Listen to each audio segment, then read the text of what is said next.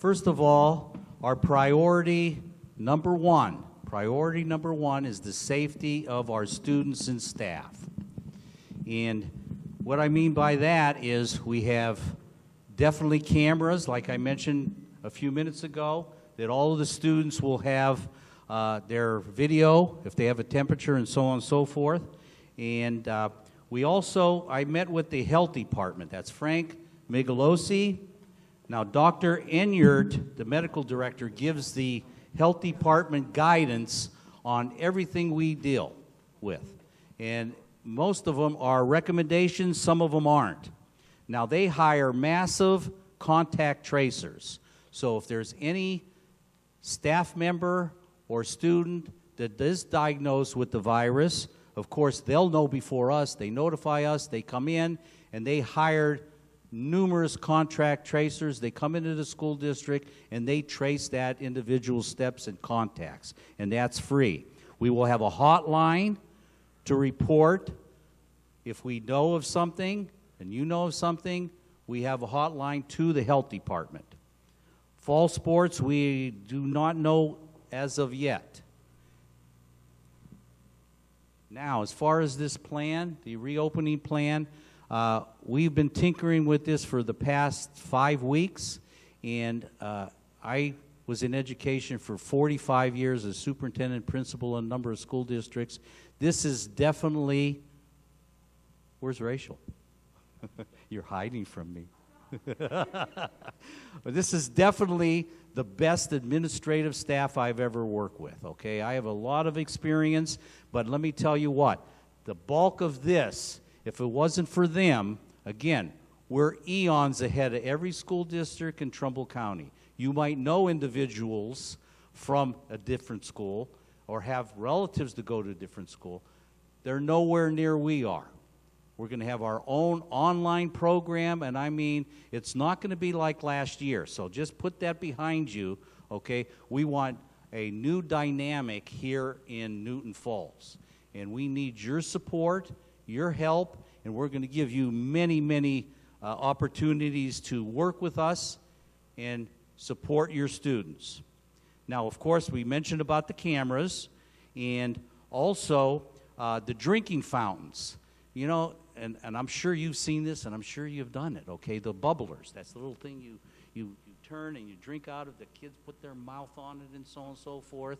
I mean, it's just really nasty, okay? But anyway, what we've done, we got items to retrofit those drinking fountains. The bubbler, that's the thing that you drink out of down below, that is being shut down. So they make sure that your student, son or daughter, brings a equitable drinking container with them, and tell them do not share it with anyone else. It's you just put it under there and it's self-fill. You don't have to touch anything, and we retrofitted every drinking fountain except maybe one or two, but those will be shut down in the school district. Busing. What we have to do with busing, and this is critical, they need to have masks coming to the bus stop.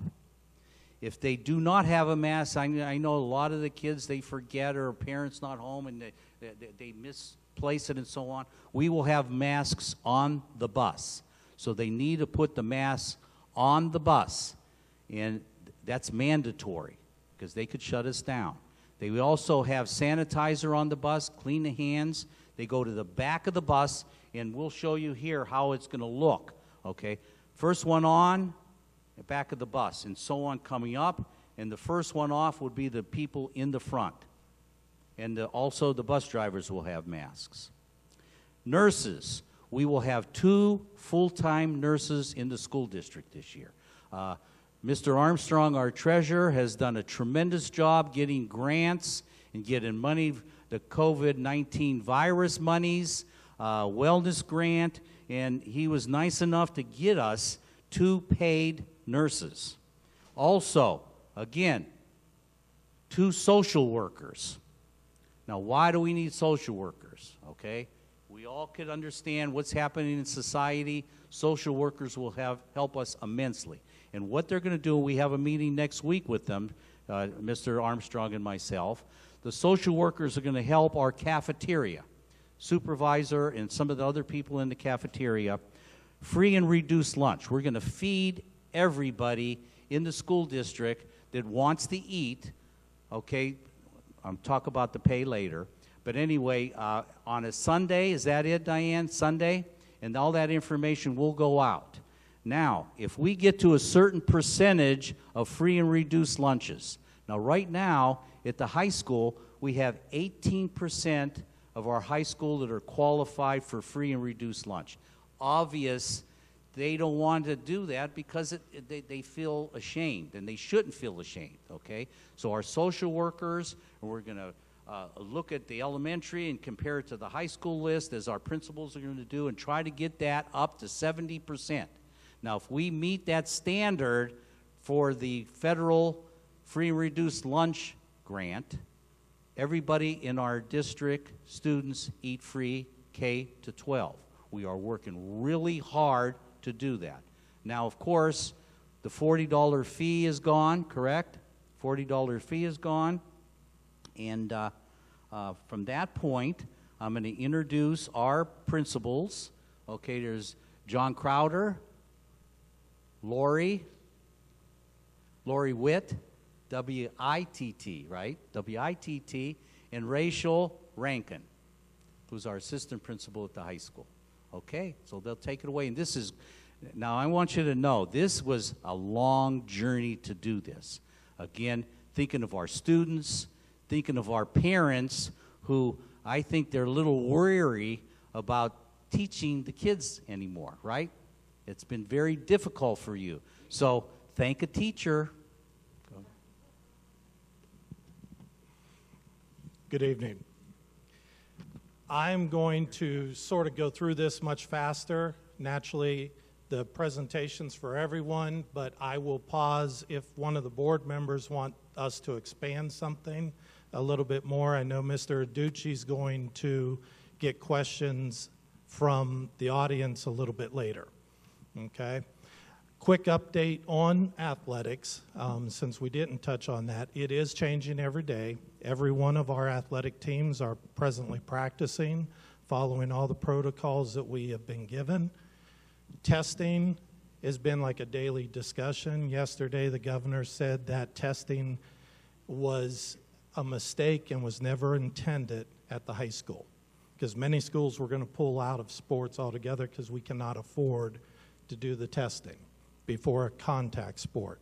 Right now, the only two sports that we have that are allowed to actively compete, and they both start competition on Monday, are golf teams and our volleyball teams. Volleyball teams are in their scrimmage mode.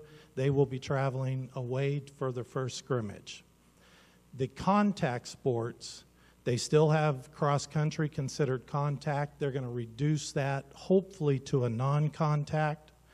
But football and soccer are not given permission. They can inter-squad scrimmage, but they are not allowed to go school to school yet. The key thing that the governor has not given permission for those, he actually has come out in a statement and said, we're going to wait until we get closer to the start of school.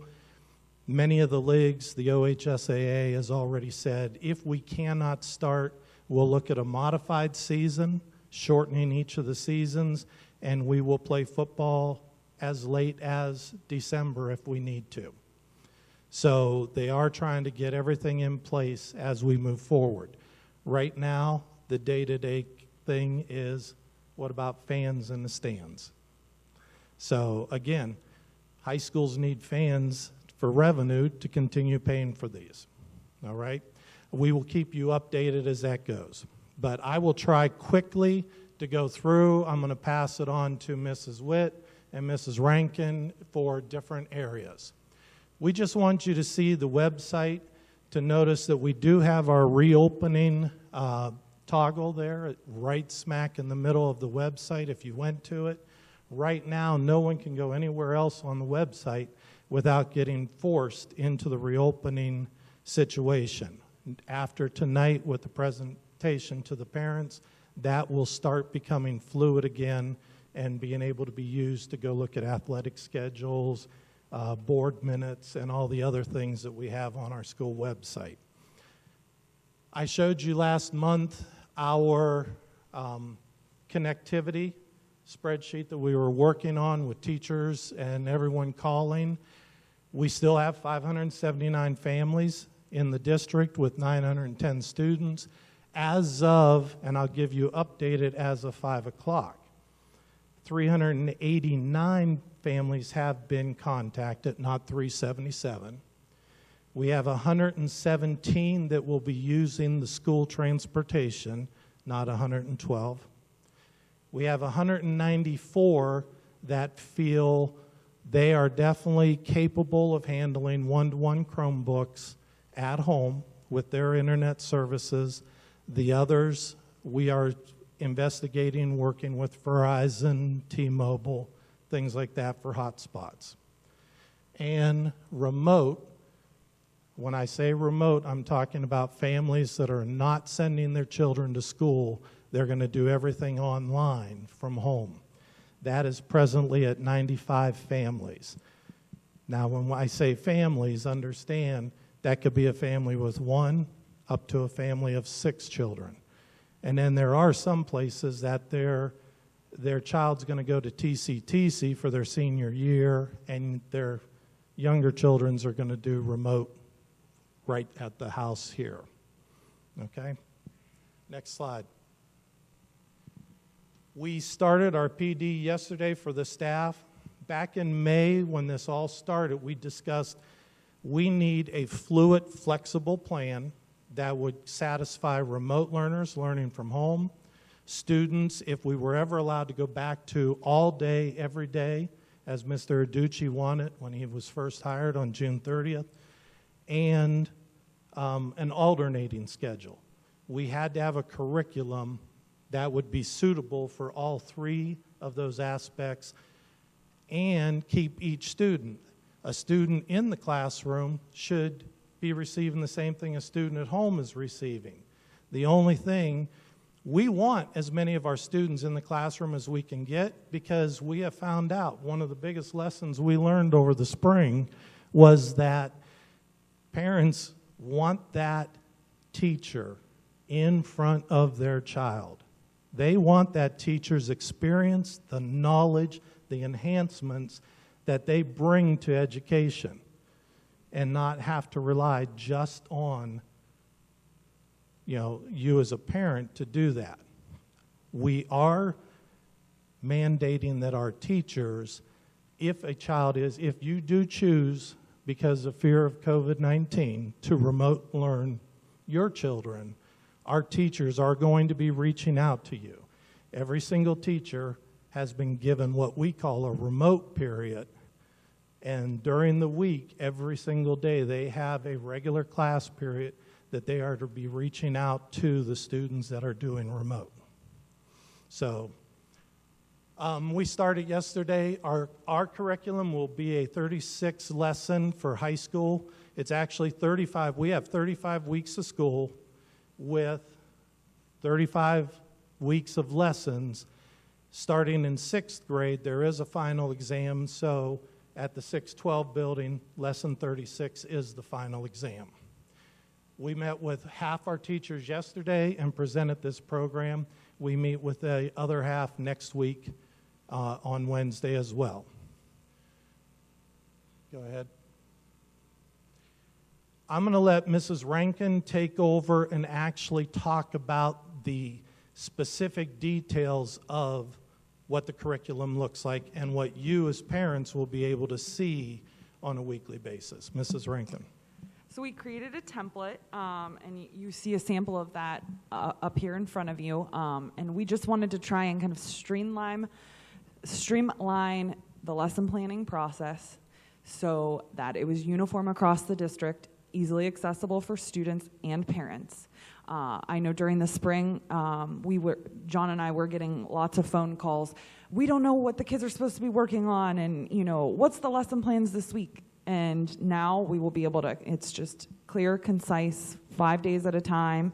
or the week at a time, I should say. And then we are asking, on the second page, you'll see here, Thursday and Friday, a spot for the standards notes. Okay, so every teacher will be doing this each week, posting that out. So there, no questions as far as what content's being covered. We are asking that our teachers hyperlink this document so parents and students can click on these links and instantly access the resources listed in the activities. For the assessments, so tests and homework, they've got to go through Google Classroom for that, so we are not going to have those hyperlinked. But I did want to just kind of give you a sample of what that would look like.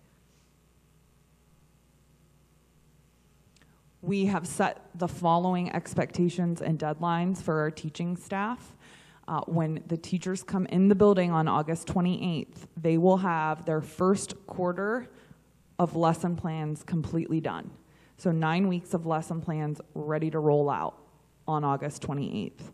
Weeks 1 through 4 will need to be hyperlinked right off the bat, and then weeks 5 through 9, they'll add the hyperlinks as they work through it. And this is just to kind of give them time. It is a huge undertaking for them to digitize these resources and then, provide the links to it. So this kind of takes you through exactly, as far as administratively, what we're asking of our teachers to do to get this completed in a timely manner. I want to just briefly mention, I talked about 3 different groups: remote learners, the alternating schedule, which is 50%. At this building, we'll be using A to K and L to Z. The only grade level is that does not match that is 10th grade.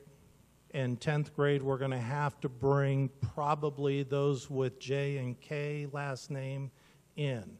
We are using our family contact so that if we do have a household with a different last name, we are coordinating that so all those students in that household will come on the same day.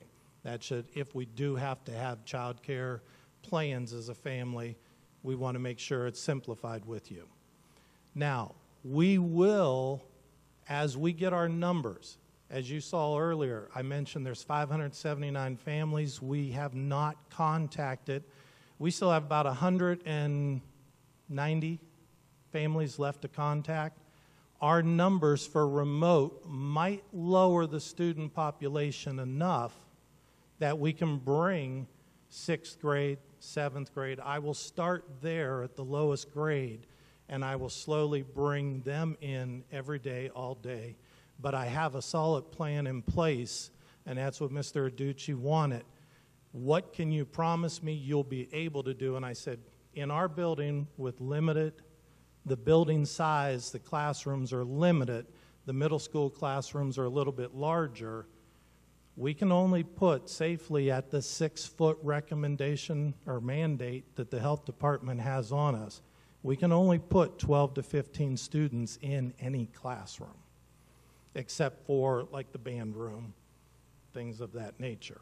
So that is the plan, the actual academic plan.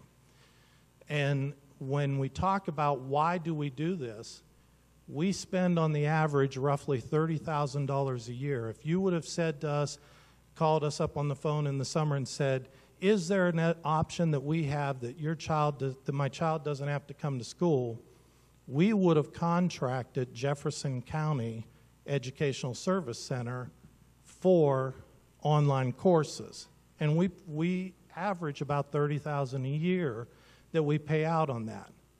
At the end of the year, according to this plan that Mrs. Rankin just showed you, we have our own online curriculum that we don't have to contract out for in future years as we move forward. We are, and I can attest, the only school in Trumbull County that is making that type of a move to completely digitalize our curriculum from K to 12 and actually own it in-house. So that is a big financial and time-consuming undertaking, and I'm very happy with the reception we've had from our staff to take on this large task. As parents, actually, Mrs. Rankin, you're going to be teaching it. Why don't you talk about this? We are asking all of our teachers for this school year to use Google Classroom as the main hub of their instruction. In the junior high and high school, we were utilizing Google Classroom already. However, in the younger grade levels, it was varied. You had Class Dojo and some other things, so we just, again, uniformity across the district, trying to make it as easy as possible for our families, students, and parents. We decided that everyone K-12 would be utilizing Google Classroom as the main hub of their instruction. A lot of parents have never seen Google Classroom or know how to, navigate through it or assist their child at home if they're working. So we decided that we needed to provide, some parent education classes and opportunities for you to experiment and see it and learn how to help your student using Google Classroom at home. So we'll be providing parents with the basics necessary to assist students with their Google education apps. Specifically with Google Classroom, but some of the popular kind of additional apps that coordinate with that, we will be working with our parents on as well. As of 2 hours ago, there were 36 parents that have signed up between these 2 nights. So I'm pretty excited about that. I think that's a good number. So hopefully, we can add more. They can access the link to sign up directly through our reopening plan on the website. So if they just go there and, again, upload that, click on the link, and it'll take them right to where they can sign up for the class.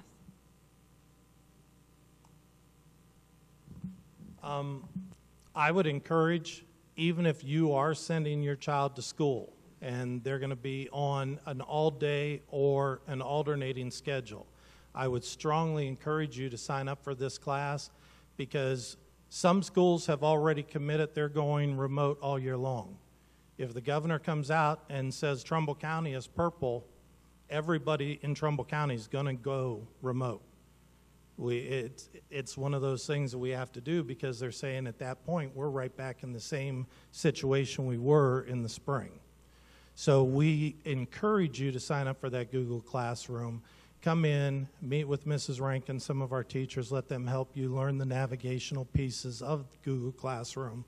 So in case something would happen through the course of this year, which we have no idea what the year is going to look like when it's all said and done.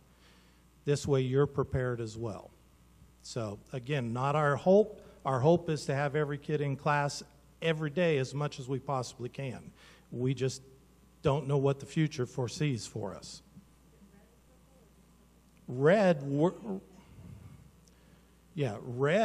as of right now, we're going to stay here. We're going to stay in this building and the middle school building as much as physically possible.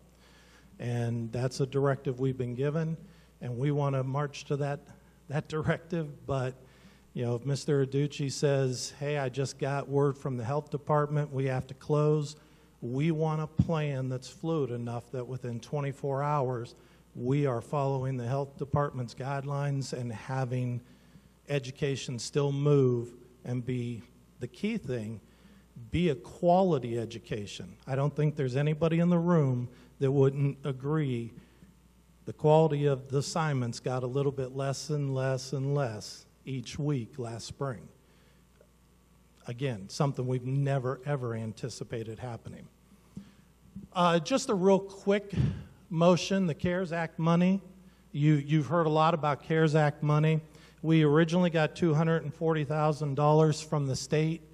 This one-to-one, buying Chromebooks for every student, looking at possible hotspots for situations where families they just can't afford that hotspot. Again, one of the reasons we waived the school fee, the $40 fee. We know there's a financial burden going on. And then also trying to compensate our teachers a little bit for helping get this thing digitalized. We've put close to that 200 of that money into this curriculum. $194,000 has been devoted to this digital curriculum and one-to-one for every one of our children. So every child from kindergarten all the way to high school will have a Chromebook that they're taking back and forth to school. We have spent $20,000 on those machines that were demonstrated to you in a video. Disinfectant machines for the classroom. They call it a dry spray. Within 2 minutes after going through the room, it's meant to kill any of the germs that are on any surface. Give it 2 minutes, you walk over, wipe your fingers, it's dry. So we've also, Mr. Ducci talked to you about the water fountains. We've already spent $3,600 to have touch-free water bottle fillers. You won't see them here. The only one we have is in the high school gym foyer, but we're going to have them at every one of the water fountains. And then the camera system, we've got multiple cameras that we have purchased to the tune of $22,000 as a precautionary start. As Mr. Ducci said, just because a child may show that they have a fever, they may walk to school. And you know, if it's in the fall and they've got a heavy coat on, their body temperature is going to rise. That doesn't mean that they've got COVID. It just means we got to send them to the nurse and let the nurse do a little bit further assessing.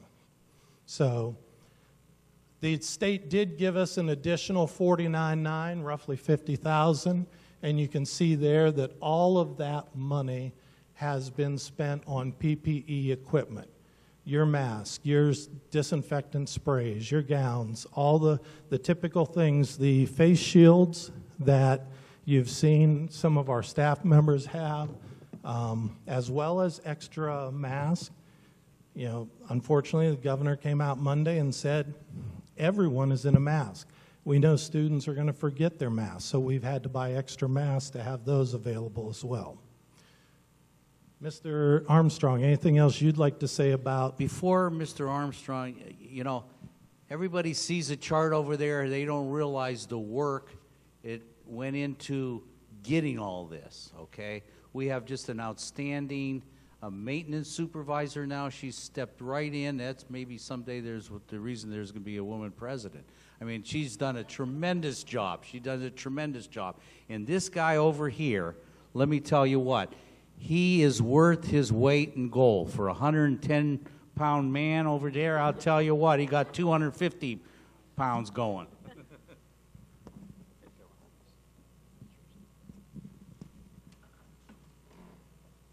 I'll try not to put everybody to sleep with a financial discussion, so I'll be real quick. John talked about how we spent the money. I like to explain how the money comes in. That way everybody knows, you know, how this works. As you probably followed in the news, the federal government gave money to the states. The states flow that money to the school districts. We qualified for $240,000. A lot of that is the formula that was in place, and you take a lot of factors in place of district wealth, and we end up in how many kids we have, so we end up with $240,000. At that point, I sat and Rocco said it, we all got to know each other really well this summer, and Rocco and I are new here. We spent a lot of time together because we wanted to make the right decisions. My job is to make sure we bring in those funds when they're available. They're sitting there. You got to go get them, though.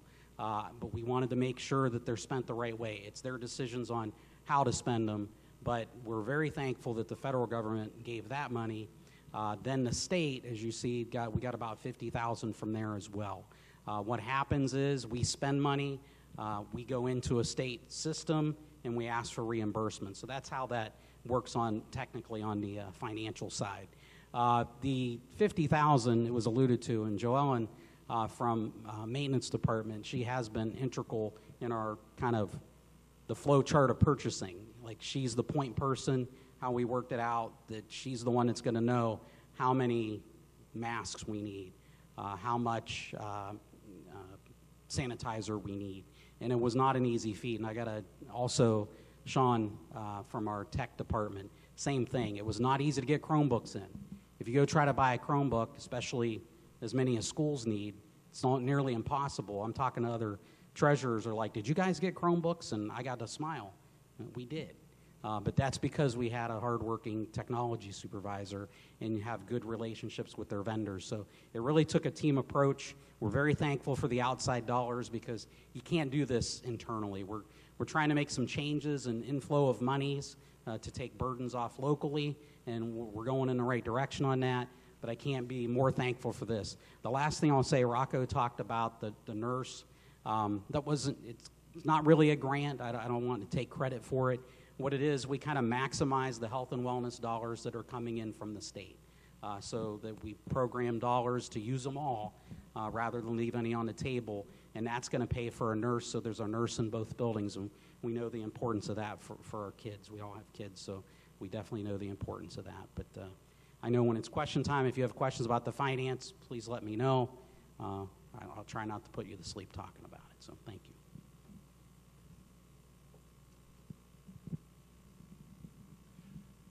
Ms. Witt, you're the one that's developed that relationship with Amber Hawley and everyone? Amber, do you want to come down with me with this? So I have been so thankful and so blessed this past year to have met Amber Hawley and her amazing organization. There's not a time that Amber's not in my office saying, what can we do for the kids? What do you need? How can I help? How can I support? They have just been a tremendous support. None that I have. This is my 25th year in education, and I have never seen an organization and people with the heart and kindness and just always on that, well, how about this, and can we get this, and we can do this. So we have a super exciting announcement to make today. Would you like to make that announcement? Sure. All right. We are really excited to just share with everybody that we are going to cover all of K through 5's school supplies so that the families won't have to buy anything. That's it. Amber came to me a couple weeks ago. She says, hey, what about this idea? Do you think this would be great to buy supplies for everybody? And I was like, oh my gosh, yes. And she had our teacher list out. She's like going through it. What do they need? She's contacted teachers, just to make sure that our kids have what they need and take some of that financial burden, because we know that there are parents that are still struggling out there. They may not have gone back to work. And we are just so thankful about that. So our students this year will not need to bring anything into the building, just a book bag and a smile and of course a mask. But Amber, we thank you so very much. I just feel blessed every time that we are with you and everyone you work with. So please tell them thank you as well. And yeah, so that is amazing. Thank you, Amber. I'd like to hug her, but right now I got to set the example. So. Thank you. We are very, very thankful. Amber's been with the district 2 years now, Amber? Yeah, two years working in the elementary, middle school with after-school programs. Many of the elementary parents, you're aware of the tremendous support. And with that said, Diane, you've got to stand up and get recognized as well. Diane and Amber are solely responsible for all those food baskets you're getting every week. So we greatly appreciate Diane and Amber's support in delivering food. What we're going to do now, and we want to make sure we presented a plan to you. Every day we're adding to this plan. Every single day. We're actually on the 5th master schedule in the high school. And I know Mrs. Witt's on probably her 15th or 16th because she calls me every time she has one, and I said, no, that won't work. I need healing. Yeah. I do need some healing. Yeah, so I've got to take her out for a dinner or something to apologize for making her so frustrated all the time. But we're going to go through that plan that if you go to the website, you will see this. And again, don't think that just because you saw it today, it will change. We are used to Mr. Ducci having his Wednesday meeting with the health department, get off his meeting at 11, and at 11:35, we've been told, you've got to revise this, and we're back to a drawing board.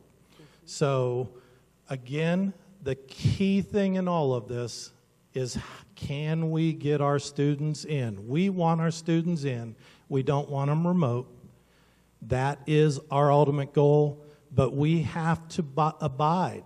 You know, it's one thing, I know the conspiracy theory that sits out there and the political Republican versus Democrat fight that takes place over all this.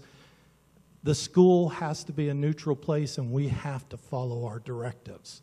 And unfortunately, the health department could walk in and shut us down any day they want if they think we're not following their guidelines.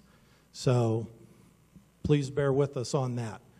Quickly through that slide that you see, it's a message to our community.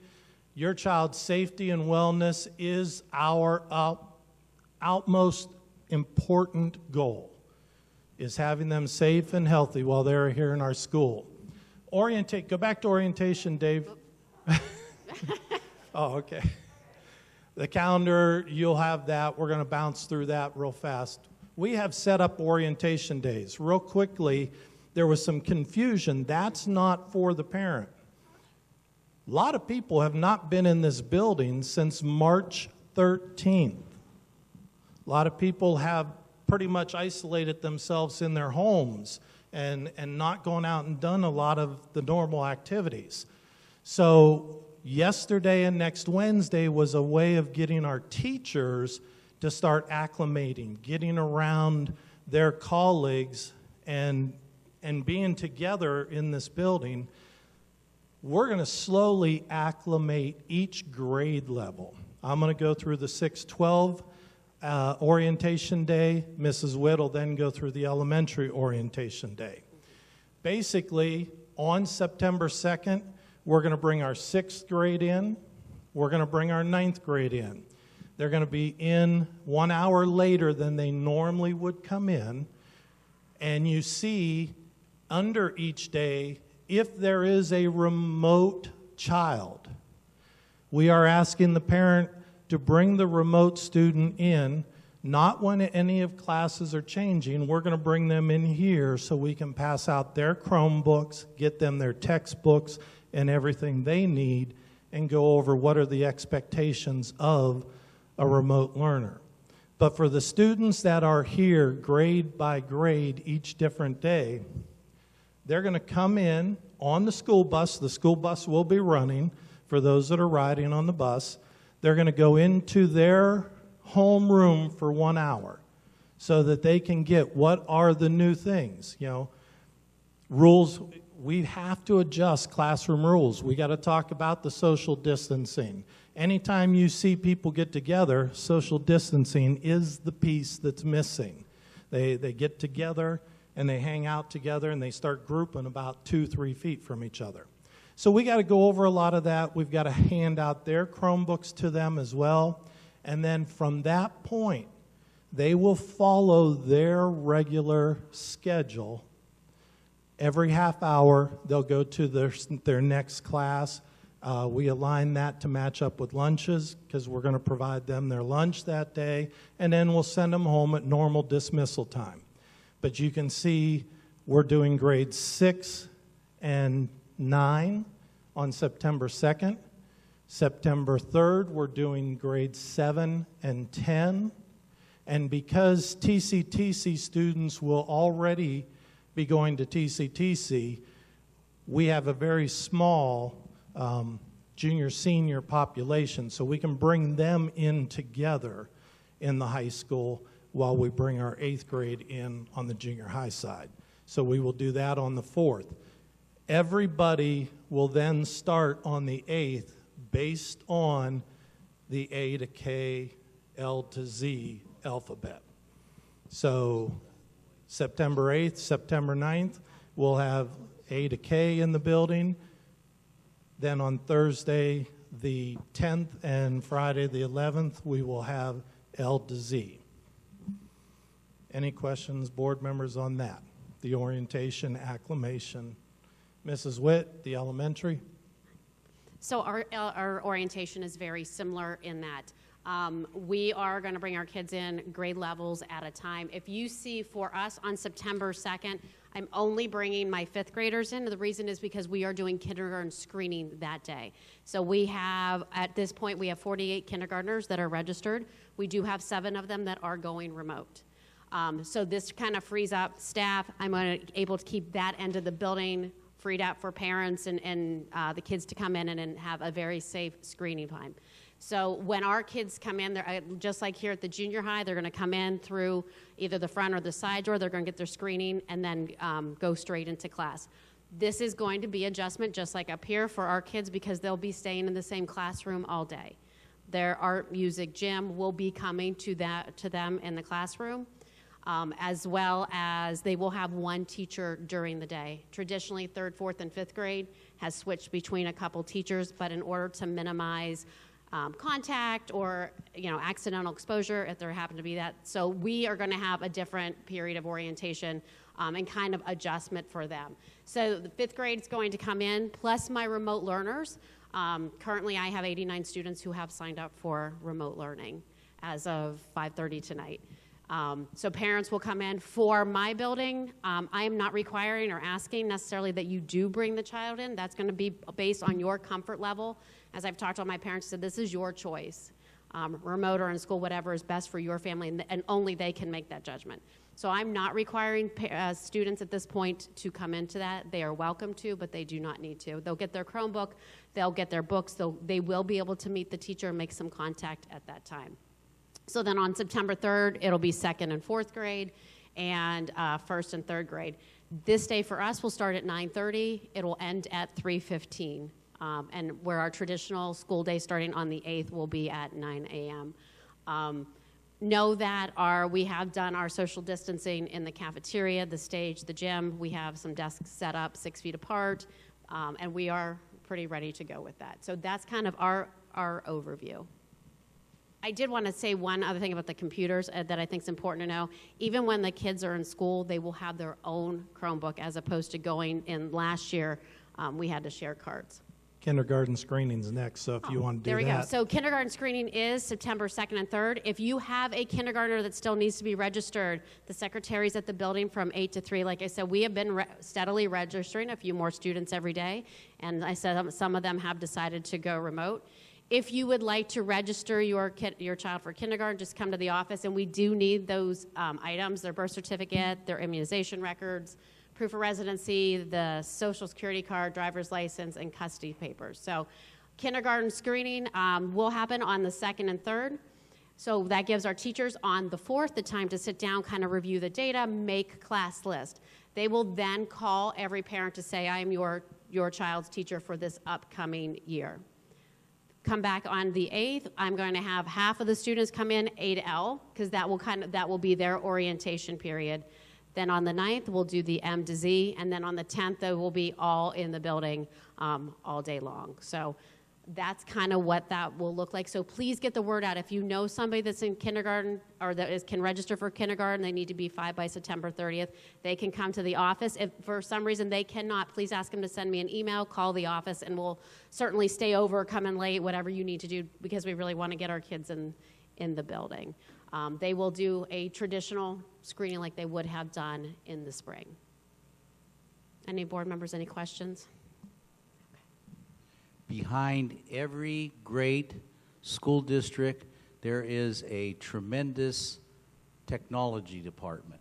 You know, when we get all these Chromebooks in and computers, telephones, I mean, they're behind the scenes and they do things that I don't even want to know, okay? But our department supervisor is Sean Donnelly. If he's here, just raise your hand or wave. Sean, there he is. His wife also teaches here. Chad Raderick is back there. Again, they do a tremendous job. And Alex over here, he's a newbie that works 24 hours a week. And let me tell you what, that's a big job. They just said dropped off all these boxes of Chromebooks. Okay, Sean, go ahead. Good job. Okay, Mrs. Rankin was flipping through the slides. You saw our bell schedules. You see here where we said purple is when we will actually make the move to remote learning for every student. Next. Unfortunately, our nurse was not able to be with us. I believe her daughter's getting married. Isn't that it, Mrs. Rankin? So she's in West Virginia for celebrating her daughter's marriage. I'm going to ask Mrs. Rankin to bump ahead to the next slide, and then I'm going to come back to this. This is something we are going to run into as the school year starts moving into the colder months. And we thought that this would be an excellent chart for you to have in your home because, again, a temperature doesn't mean you have COVID. A cough doesn't mean, I have a cough, I have asthma, I have allergies. You know, so there are symptoms that I would have that would come up that someone would say, oh my God, I got to get away from you. And, well, they do that anyways. But it's just simply seasonal allergies or, you know, my asthma kicking in. So we want you to see these things because at home, the whole thing is we want you as parents to do that home screening before you put them on the bus, before you send them to the school. Again, another chart is temperature, sore throat. So sort of like a little checklist. They have diarrhea, they vomiting, etc. So now if you want to go back to the nurse's letter that she put on there for us, the top part just talks about what I just referenced. I want you to jump down to the middle bullet at the bottom where it says, keep in mind. This is something a lot of people that fear COVID are missing. The CDC defines an exposure as being closer than 6 feet for longer than 15 minutes for individuals, you know. That is what right now the health department is using, is that statement. Exposure is within 6 feet for longer than 15 minutes. Then you get into, okay, call the health department, the nurse is going to be talking with parents, the child needs to be tested, you know, all those different things, in which case we have two protocols. We have the protocol, what if it's a positive test, and one if it's a negative test. Right now, everybody is asking questions about exposure. What are we doing? We have only been given this by our health department that we will add to our program, the reopening package, as the health department lets Mr. Aducci know in their Wednesday meetings. But that is the protocol we're working from right now. Go ahead and jump ahead. Up, back. I am famous for putting people on the spot. So we just added a letter from our food supervisor. She's shaking her head. Ms. McAravey, any highlights you want to give for that? Didn't tell me I had to talk. I would have stayed home. Not really. The only thing is, and first and foremost, I want to thank Amber personally in front of everybody, too. She has been, I call her my angel. I was told by Mr. Woodard on, I think Thursday, called Amber. He said, you got to feed the kids. Called Amber. She was there. We had a plan. We just connected, and it just went. And her people are awesome. I can't thank them enough. And everybody, they should be recognized because I really appreciate them.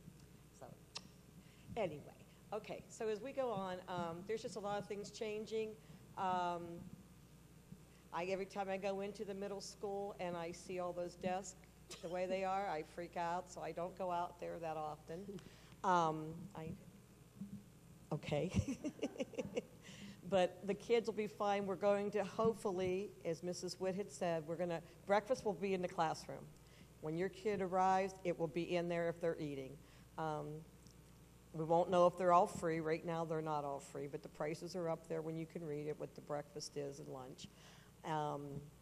They're going to be the same thing. I can't give the kids a lot of choices because I'm planning on it.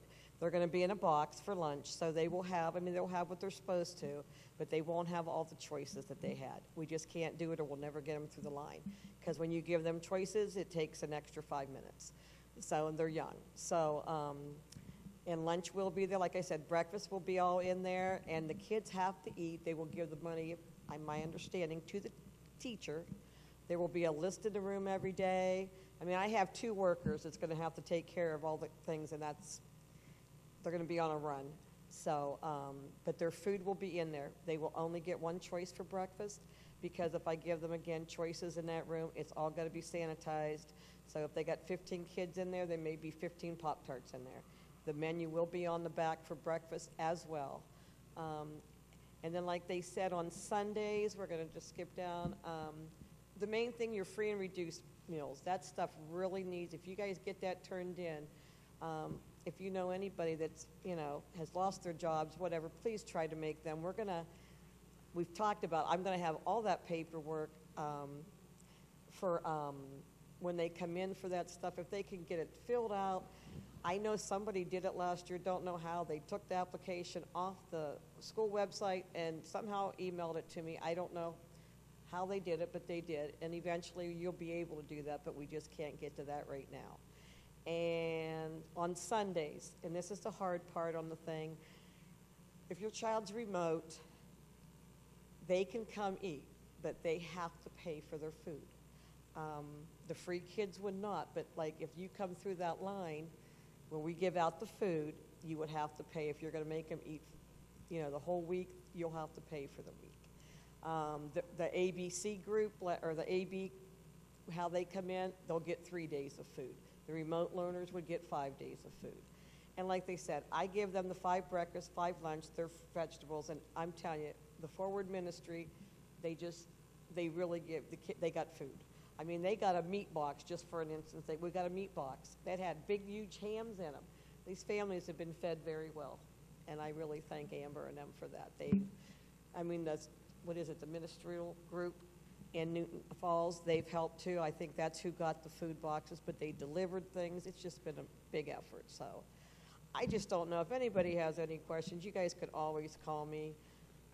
Our charges, like I said, right now, I think we were $750 in the hole. Could be more. I really don't know. I checked real quick. But as far as I know, on Sundays from 3 to 4, right where we're at, we will do all the food.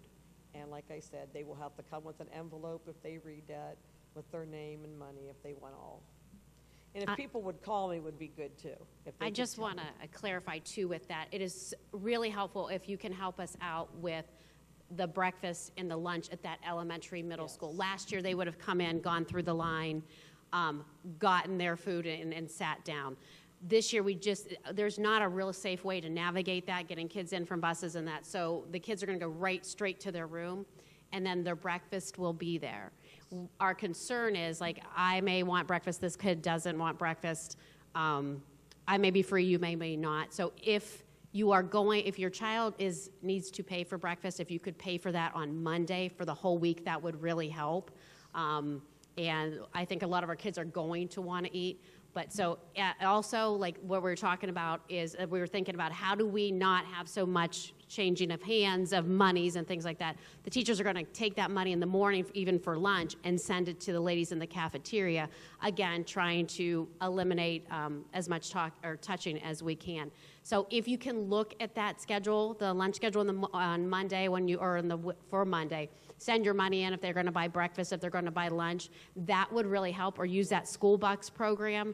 I know there is a little bit of a charge to that, but that will just help us to minimize that. Yes. We also have bought lanyards with like badge ID cards, and the kids will have stickers on it. So when they do come through, they can scan instead of, again, having to do some hand-to-hand. So if you could really help us out by paying for, if you're going to buy lunch for the week or however you're going to do that on Monday, a nice little envelope, and so that we can get that. That will really help us to speed things up and make it more efficient as well as safer for all the kids. Thank you, Diane. You're welcome. I'm going to do a Rocco Aducci plug right at the moment, though. He wants us to get to 70%. All 3, elementary, middle, and junior high, are in the 60 percentile, in those 60% for free and reduced lunch.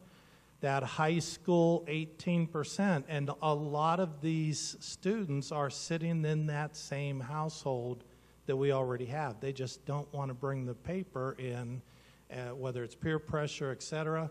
But I know she mentioned remote learners would have to pay. If we can get up to 70%, no student has to pay. So let's collectively and collaboratively try to push to get this paperwork back in. I know the high school, we're going to be making a lot of phone calls trying to get that done without any type of pressure, but just so we could support all the community with this and take away another cost out of your pocket. I already mentioned the options, A and B, remote. The only difference that you need to know is that we have said you can start on an A-B schedule, and for whatever reason you want to move to remote, you can do that at any time. But coming from remote, if you start out on a remote, we don't want you to come back until the beginning of the marking period, and we ask that you give us enough advance notice because we have to staff our buildings based on the number of students we're going to have in the building. So for us to make sure that we have proper social distancing at the beginning of each marking period based on the health department guidelines and staff to supervise those students, we do need to know in advance you're going to bring your child back off of remote learning to the alternating schedule or the elementary every day, all day. Mrs. Wood, anything about elementary? No, I'm just really super excited that we're going to be able to come all day, every day. It's just taken a lot of work, and I was supported by everyone here to make that happen. So really excited to be able to offer that option to our Newton Falls families. We are requesting that by next Friday, if you are going to be remote, please let us know so that we can get a little bit more solid plans in place with the staffing, et cetera. Next. I'm going to add on real quick. Our teachers are still making phone calls every day. But I know that there are some parents that they know what they want to do. If you haven't been contacted yet, if a parent has not been contacted yet, and they know what they want to do, send us an email, and then we will mark that down and record that. So for the junior high and high school students, parents, if you know what decision you want to make, which option you want to enroll your child in, send me an email. Let me know, who your children are, their names, what option you're choosing. If they're choosing in-person learning, I need to know if they're going to ride a school bus. And if they're remote learners, we need to know if they have technology at home. And then the same would go for Ms. Witt's students, K-5. If parents know already, or if they've changed their mind, because I know that since the mask mandate came out this week, there may have been, opinions that have changed. Just send us an email so that it can be documented. Again, we're asking August 14th. To have that decision finalized, and we are continuing to make those phone calls. So if parents haven't been contacted yet, it is coming. Okay. I've been talking a lot. Go ahead, take care of busing. Okay, so Mr. Ducci has discussed a little bit the busing procedure, but the Trumbull County Public School Transportation Department issued a video. Let's see if it's going to let me do it. Well, while we're waiting for that, at the K-5, there is a little change in dismissal for those pickups and at the end of the day. K1, 2, and 3 will still get picked up as they would have at the far left-hand side of the building. You will come up. We will have spaces that are 6 feet apart. You'll come into the building. There will be a table. Then we will get your child out of the cafeteria, bring that child to you, and then you will go out. We are going to bring the siblings of 4th and 5th graders down to the cafeteria as well so that I can try to lessen the circle because I feel like we're going to have a lot more kiddos not being picked up this year, and to try to even that out. Please be patient with us as we do that because we want to maintain social distancing. And we do ask that only one adult to come to the building or come up in that line to sign out those students for this year. So, are you guys good? Yep, we're good. All right.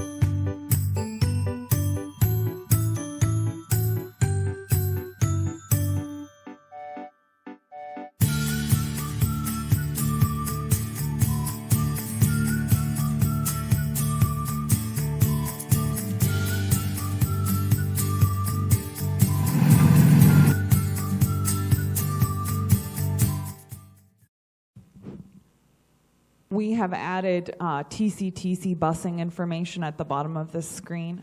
The same kind of demonstration photos were from the earlier versions of our plan.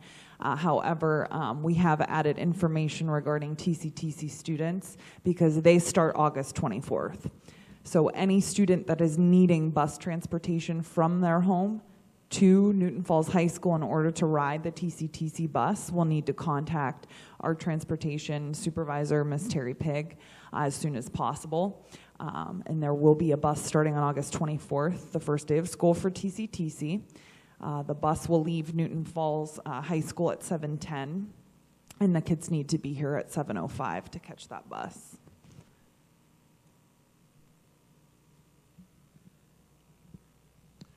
We talked a lot about the increased safety measures when we talked about the funding for the CARES Act. So these are just some pictures of the different things that we have added for health measures. Next. Again, face mask, face mask, face mask. I know it's not a popular decision, but right at the moment it's one we're bound to live with. Next. Additional information, anything you need to add, Ms. Witt? Some people have been asking, I think a couple things we didn't talk about are like recess. We will have recess this year. I'm dividing the playground into 3 separate areas. Classes, teachers will be able to sign up for a time to choose one area and take their class out. Traditionally last year I would have had 1 to 2 grade levels out there at the same time. At this time there will be just one class of like 13, 14, 15 kids per area. We'll give some time in between those. Because as important as it is for us to stay safe, we also have to remember I'm with 5 to 12-year-olds. I cannot expect them to sit in one area all day long. I just think that's going to provide a little bit more anxiety and behavior issues, to be quite honest. So we're going to give them some time to get out and go into the lunchroom. They are going to be able to go outside for recess and gym, for recess and for gym. Gym will take place right now outside. I am working on having 5th grade band, so as of now, that is going to still happen in the band room as well. I think in general, I just want, because I know we are a 5-day building, I want people to feel very safe and comfortable. We are at 6 feet apart. I've worked really hard about maintaining that social distance and keeping our kids safe. And so like Ms. Diane said about the lunchroom with the desks around, but they're going to be faced where kids can see each other. They're still going to wave. They're still going to talk. So we're going to start to promote that for our students. So I think overall, that's pretty much where we're at. So thanks. As you can see, when you came in, you can see we've already altered our commons where kids eat. Cafeteria tables are down here and in our hallways until we can get them moved to the other building for storage. But we're doing everything we can. Classrooms, we have a lot of desks that have already been pulled out. Classes that were supposedly 30, we have now dropped them down to no more than 15 in that room. So again, we want to assure you we're doing everything we possibly can for the safety and health of our students here in Newton Falls. I also talked about the fluidness. We want to make sure we are 24-hour notice, that we can move right along and keep the education going. This was a screen Mrs. Rankin added yesterday for our staff, and it talks about being excited. You know, you would think, looking at a pandemic and looking at what all the stuff and extra work we've done, I have been an administrator in schools. I started in the Cleveland schools as an administrator since 1992. And I've been through a lot of stuff. And staff this is my 18th year here at Newton Falls. The staff that's been with me, I have been telling them there will be a day that brick and mortar is not what's a necessity for education. And I'm excited. I told our young staff, be active, be involved in these plans, because we're preparing their future. And just grab us dinosaurs and drag us along. You know, I can't thank Mrs. Rankin enough. She's the administrative technology person that takes care of all this with the help of Mr. Donnelly. But as an administrative team, we're excited. We're excited because it's a challenge to try to keep up with everything that comes at us. And someone once said, education is by far the most flexible profession there is, because we have mandates thrown at us every single year, from graduation requirements to athletics to health and safety. And whether we like it or not, we will find a way through a lot of pains and groans and stuff, but we will find a way to make it happen the way we're supposed to make it happen. So, board members, do you have any questions? Okay. Okay. Thank you. Sorry it took as long as it did, but you've been at graduation. You know I could have talked a lot longer. So, Mr. Ducci, I'll turn it over to you. The three administrators will actually stay down on the floor. If there's a question they have, we can take the mic to them. And again, you see what we had to go through to provide our students K through 12 with education. And these principals and treasurer did just an outstanding job with that. I can't thank them enough, and I know the board is extremely happy with that too. All right, any questions?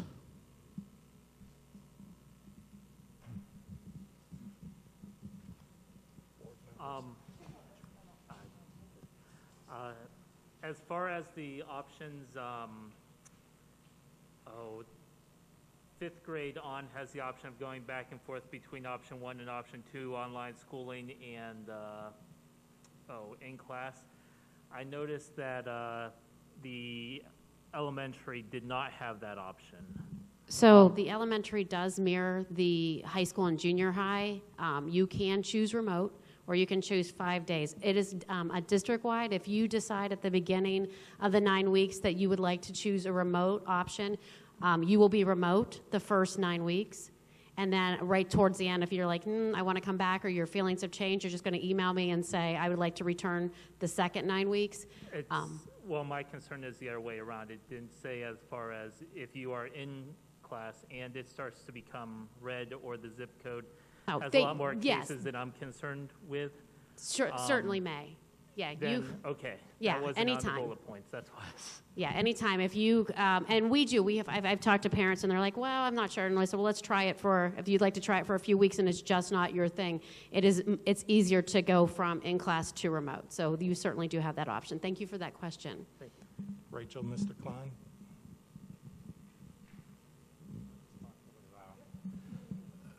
My question was if you could repeat, if you were doing remote learning, what was it you were saying about sophomores, that your name is in K, that they had to come in person or something like that? Something like that was said and I didn't really understand. In all of our grades from 6th grade to 12th grade, we have looked at A to K, L to Z being the 50% spot.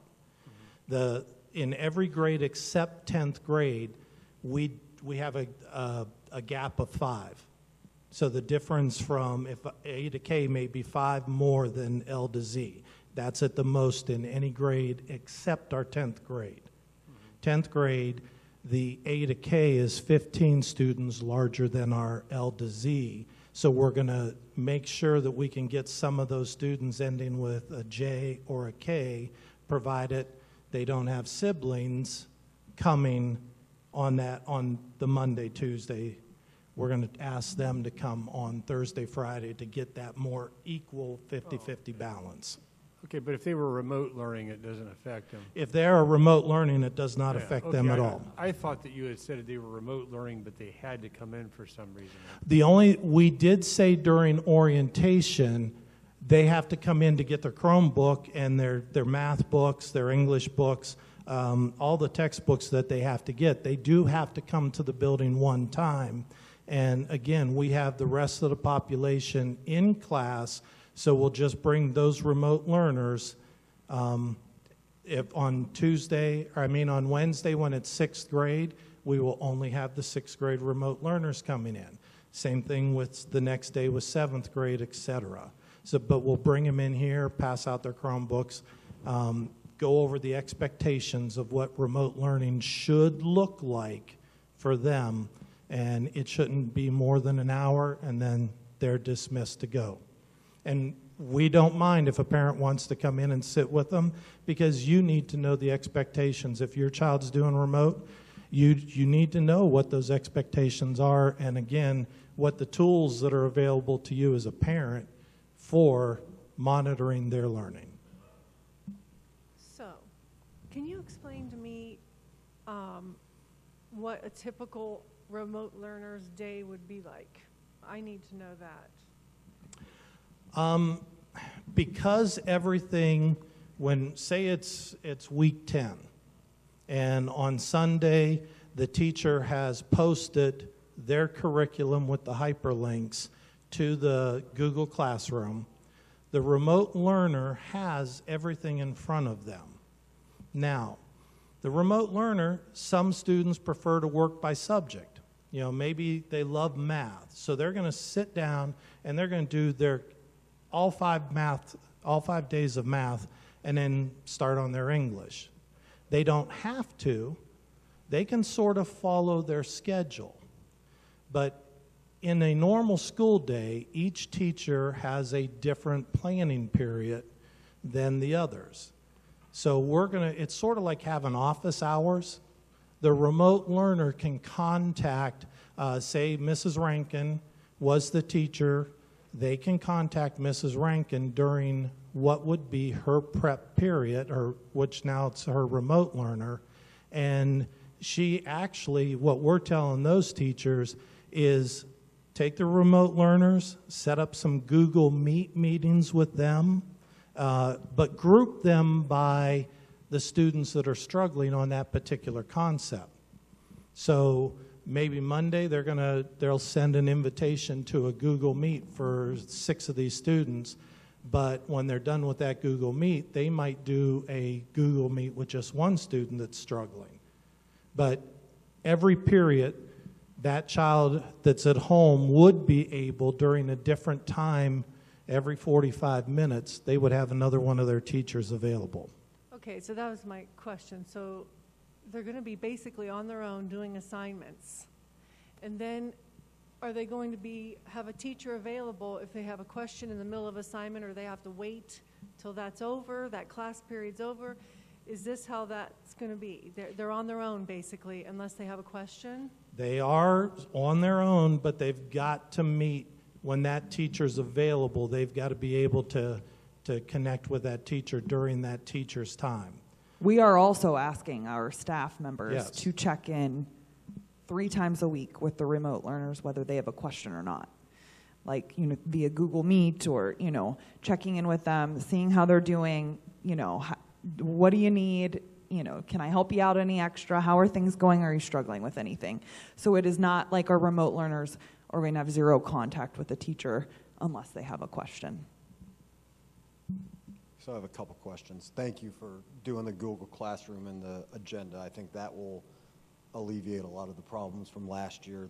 What I saw was one of the major problems, but I think what Mrs. Klein kind of asked, and what my main concern is that still hasn't been addressed, is yes, you're making the teachers available, however, they're not teaching the actual curriculum. So, they can contact them if they need help, but they're not actually still, mandated 2 days a week to actually teach, if you will, the actual curriculum. Our teachers will be uploading videos of themselves teaching their lessons. Yes, 100%. Yes. There is, no. Teachers will be, no. Oh. And I'm sorry if we missed that, because that's a huge piece. No.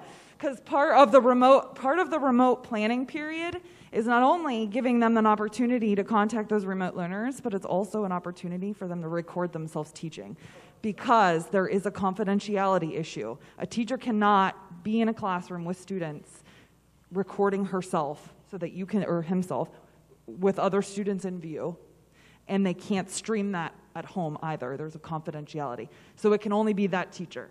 So they will be recording lessons, screencasting notes, absolutely. It is their stuff. It's their stuff. So for each day or each lesson will be... Yes. Yes. Yeah, There that will be- lesson. Yes, they will see, yes. Okay, yeah, we apologize. That lesson that you saw, the sample Mrs. Rankin had up there with all the blue, those were hyperlinks to maybe a YouTube video or Khan Academy for a video explanation, or the teacher themselves, like Mr. Zeljak last year did a poetry YouTube. So that's what that hyperlink in those lessons were.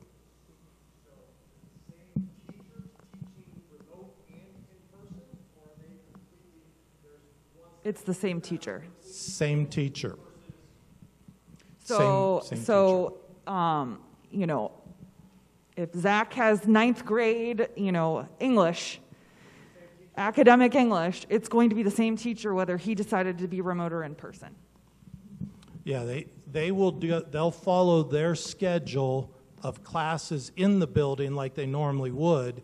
We have added another period too. That's why normally we had 50 minutes. We dropped the classes in the building to 45 so that every teacher has a 45 to 50 minute period to reach out to those remote learners.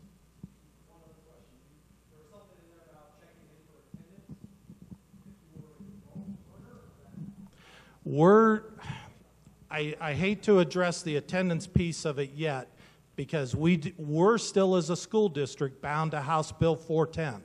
And honestly, we have spent most of the time trying to figure out how are we going to have learning taking place. We're going to get into the attendance side of it and the attendance monitoring, and then add that to the website plan.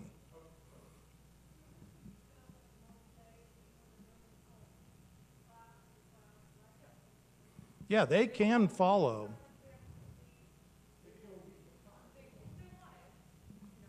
Yeah.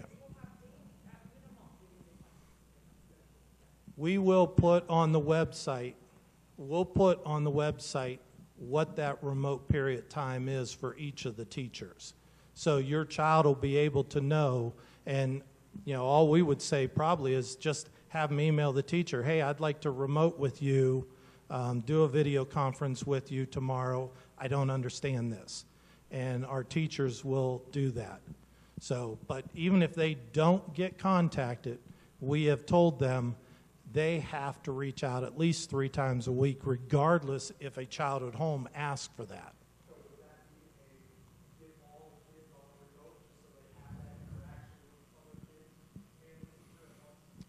We did that a little bit last year. You got to understand, when you have a Zoom meeting, yeah. Yeah. So if you could clarify, I guess. So you just said that it was going to be Newton Falls teachers teaching it, but then you also just said that the teachers are doing the curriculum, but they might just send them out to do YouTube videos to watch, or some other video you said to watch. Is it going to be the teachers' videos they're going to be watching, or is it going to be just the teachers doing the curriculum, sending them to online YouTube videos to watch? It'll be a hybrid model of both. It will be. So for example, if I was teaching Shakespeare and I wanted to give my students background notes on the history of Julius Caesar, I'm going to put my notes up, which is a Google slideshow, but then I'm also going to screencastify it, and I'm going to talk, record my voice, see my notes, so that I'm able to ad-lib and add that additional stuff that I would be giving to the kids if I was in front of them, and I would post that. But then I might also give, a YouTube video that gives some more background as far as that goes. The outside technology resources, such as YouTube, are supplements to their own curriculum, just as they would any other year. No teacher relies only on YouTube videos. Have we purchased a YouTube thing to use that's like legit, that we can trust, that we know where the education's coming from, or where's the YouTube instruction that we're getting coming from? What I can say for like the elementary school, say we're reading at a script. They may go out onto YouTube and they would watch it, find somebody that may be reading Paddington Bear or a video like that, and go ahead and then embed that in their class. So it's not like they're going out and searching for it. I don't know what they. Teachers are choosing standards-aligned resources to help enrich their curriculum. So it's a supplement, yes. The district purchased a program called Screencastify. And at those parent meetings for Google Classroom, if we have extra time, we'll make sure that we sort of show Screencastify. It's a video software that's been pretty much devoted just to being created for education. And so as a teacher, I can do a Screencastify video, and then the student actually requests the student, listen, I'm asking you for a performance-based demonstration of something, so the child could then do a Screencastify back to the teacher and as for their credit on something. So that's just one of the many resources that we presented to our teachers yesterday that we have purchased, along with Google is an educational suite. It is battling Microsoft for the business world. Google is the business world's answer of education software. One more thing that, and I'm not sure if this is what you're concerned about, but we have Goguardian, which will prevent them from accessing inappropriate material on the Chromebooks. So they won't be able to access a YouTube video on their Chromebook that's inappropriate or may have illicit content, because we all know that that stuff exists out there. So I don't know if that allays your fears at all, but that also is part of it. It's every keystroke is, you know, documented as far as we get an alert if a kid is accessing material or content that is in violation of our technology policy. Mr. Donnelly, correct me if I'm wrong, they can't even access their Chromebook without, once they sign into that Chromebook, they've got to use our account, and it immediately turns Goguardian on. Mr. Donnelly. The Chromebooks will be assigned to the nfschools.org domain, which is monitored using Goguardian. It monitors all of that. So the student will not be able to log on to the Chromebook unless they use their school-issued email, which is monitored and, you know, protected for that stuff. Does that answer your question? Yes. Okay. And Goguardian's going to automatically start tracking, as Mrs. Rankin said, anything that's going on, where they go, so we can be alerted and get back to the parent. Because are some of these students going to be at home by themselves because their parents are working? Yes. But we'll be able to identify, did they go somewhere using that Chromebook on the internet where they shouldn't have? Goguardian's going to alert it and you let us know. won't be able to log into the Chromebook unless you have an nfschools.org account.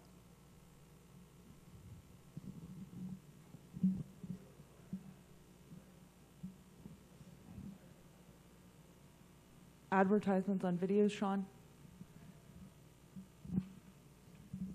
Some of that's in flux right now, but we do use YouTube for Kids as part of that blocks some of that and, you know, takes care of that through the Goguardian software. Other questions? Mrs. Witt's coming with that real quick. Gotcha.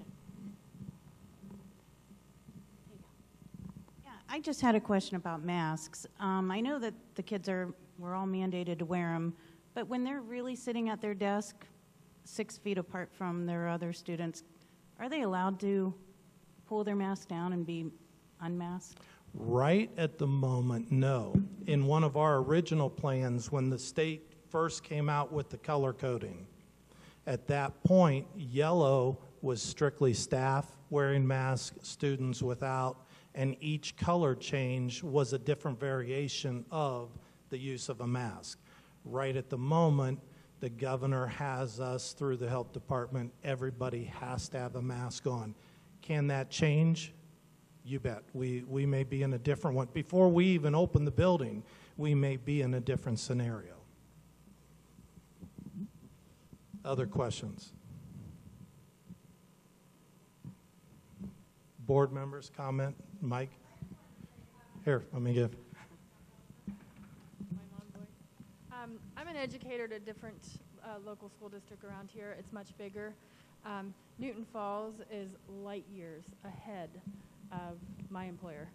and I'm not saying that to be rude or disrespectful, but the plan that they've laid out, and I mean, they've been talking and working on things since March of, just getting through the school year and then starting this school year, and I'm beyond impressed and pleased.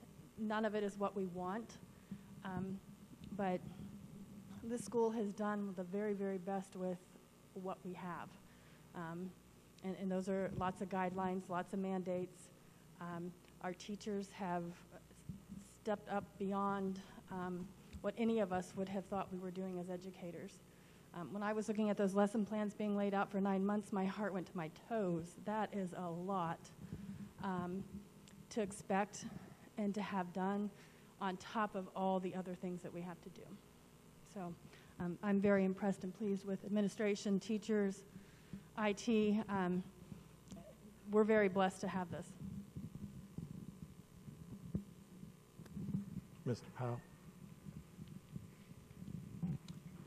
Just the one question about the Google Classroom training. Is there a limit on how many can attend, and will it be virtual at all?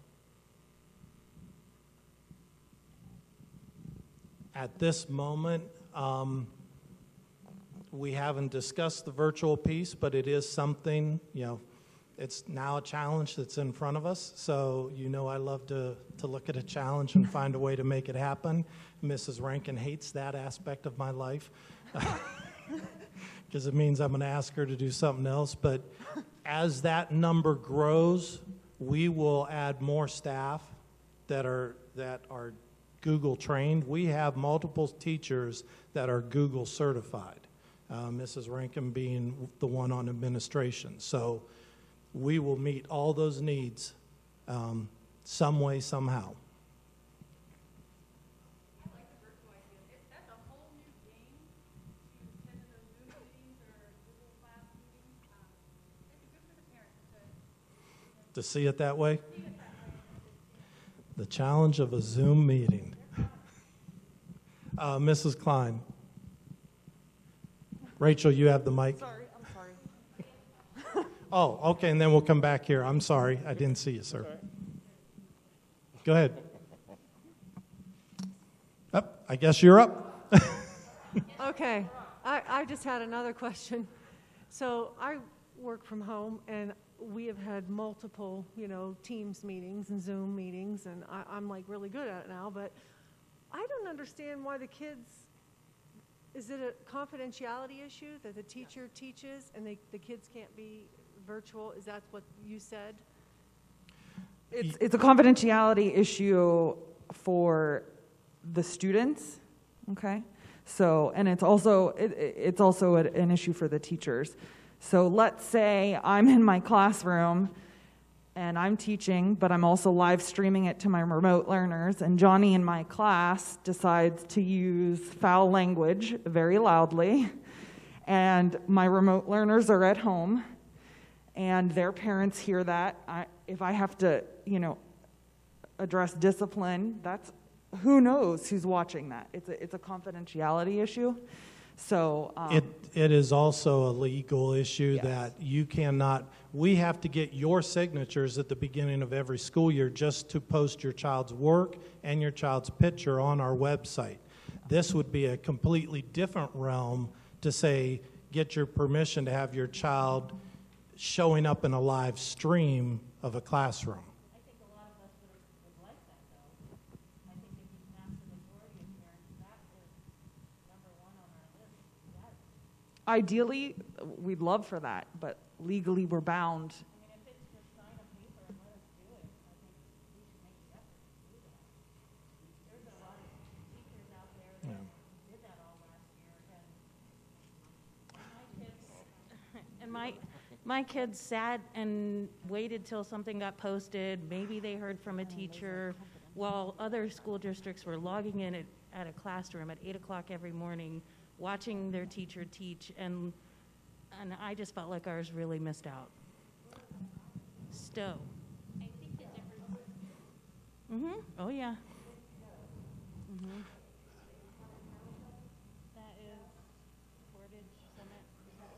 You've given me the dream of a lifetime, Mr. Ducci, I'm going to give you the task of talking to our legal firm. I never get to give my boss an order or directive. That really is a legal nightmare. I know what our counsel's going to say, but I'll pursue that. I'll see what we can do. I'll see what we can do. But you know, the discipline fact is huge. Okay, and Mrs. Rankin did indicate, you know, not only if someone does that, if someone punches somebody else, and then both of them are on camera because she's going over there, he's going over there, and why did he get suspended, and this one got suspended, this one got detention. We're opening up the school district to a liability, a financial liability as well as a legal liability. We would have to have cameras in every class. You know, it's tough, but I'll check. I promise you I'll check, okay? Social media kind of takes care of that for us. I think beyond even like the behavioral piece, if you think if I'm a student and I'm sitting in the classroom and then I answer wrong, or you know, now my struggle is now super public, and if you look at like IDEA and things like that we run into, when they were, and I'm curious, did it show were the kids in the room, or was it just the teacher in the room that was teaching? No, it was just like the Brady Bunch. You know, everybody was zoomed in. But they were all at home. They were all at home. So that's the difference. If we were like maybe all remote, and like every kid was at home, then that's what you're That's a little bit different. Now that's completely different if everybody's remote and the teacher is teaching from a computer. Okay, now but to be honest with you, K-5 going remote, how do you teach a third grader to read online? It's much, that's why, you know, Miss Witt looked really, it was difficult for us to go K-5 completely all day, all students, every day. That was tough. We'd love to do it with the high school. And you see what way we have to eat lunch. If they go from 6 feet to 3 feet, we're golden. We could go K-5 or K-12, but it has to go from 6 to 3. If they say, okay, 6 to 3, you could alternate there, we're golden. We could open up everywhere. Mr. Ducci, I can expound on that a little bit. Again, one of these things that we didn't discuss in the plan, we have already, if we went 100% remote, part of that $194,000 that you saw was putting webcams on every teacher's desktop here in the building, as well as providing every one of our teachers an upgraded Chromebook so that they can be doing remote lessons with their kids from home if it got that bad that our teachers were home. We've gone as far as saying in the plan, what happens if we have bad weather? When other schools are canceling for snow days, it's just a remote day of education in Newton Falls, and we keep on moving. So, you know, I'm not sure the students will like that, but here we go. You know, we are thinking of a lot of those things, and I apologize that we didn't get that understanding in the initial question. Sir, you had a question, and then we'll come back to you. No, it's more of a comment. I just want to commend everybody. I know this is a challenging time, so we understand the effort put into the plans, and I think a lot of us are pretty comfortable with it. I got stuck on the financial slide, sorry. Mr. Armstrong. Yeah, sorry. Well, I had to ask him a question. So my question is, was there a contingency plan on any of this equipment? Like, you know, if they mandate school closure in the first month, you know, do we own this equipment now? We own the equipment, yes. None of what we bought is leased. Okay. It was all purchased. Purchased. Yeah, it's a good question. Well, That's one positive thing because of this. We got a lot of equipment. Well, you got know, a lot cameras, of equipment, but you got the water. Okay, you got a problem with the kitchen. Chromebooks. I did ask. Kitchen. I asked our tech person today because I know some other schools need Chromebooks. I thought, could we make money on this? Do we have any extra Chromebooks now? We could lease them to the schools that don't have them, but we can't. So we did try to make a little money on it.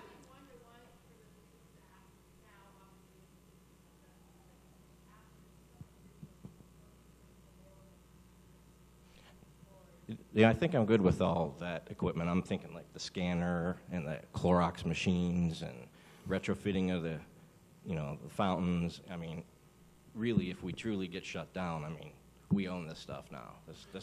Right. And we still have a tab in the cafeteria, so I'm just kind of wondering if we could have, you know, maybe, was the money available to do anything with, or was it just equipment only? With what?